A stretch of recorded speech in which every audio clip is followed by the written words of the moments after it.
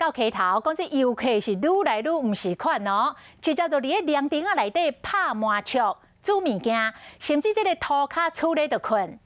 溪头教育园区决定要搁讨论咯，要比较其他的县市公布啉酒开车累犯的这种的做法，要甲无守规矩的游客行为甲翕相，放伫咧园区入口的电视墙来放映，安尼看后摆还搁敢无？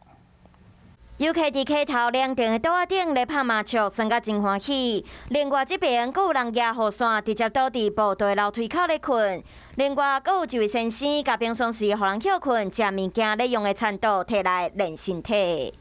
其他阁有亲像用加速炉煮火锅主题拢总有。虽然溪头游乐区内底四界拢有告示牌啊，禁止民众倒伫涂骹困煮物件。不过游客敢若无看到这规定，园区即马嘛决定无要阁讨论，甲游客这无遵守规定的行为，放伫入口处的电视壁警告大家。不当行为的系列的这个记录啊，那在我们的这个大电视墙来推播哈，让游客哈。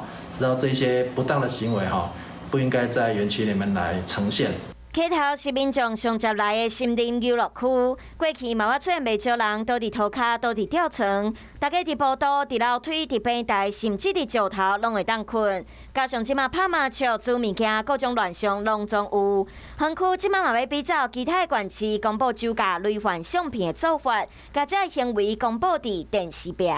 我觉得还不错啊，这样可以让游客知道什么行为是不能做的。那很好啊，因为可以警惕大家不会这样做。虽然相片的面大家看袂清楚，不过园区内底游客出入违规行为，大家嘛拢看会到。未来园区嘛不定时巡查来换相片，游客若是拢遵守规定，都免烦恼会互讲话。华视新闻看起来，赶快订阅我们的华视新闻 YouTube 频道，欢迎按赞、订阅、开启小铃铛，最新最及时的资讯要提供给你。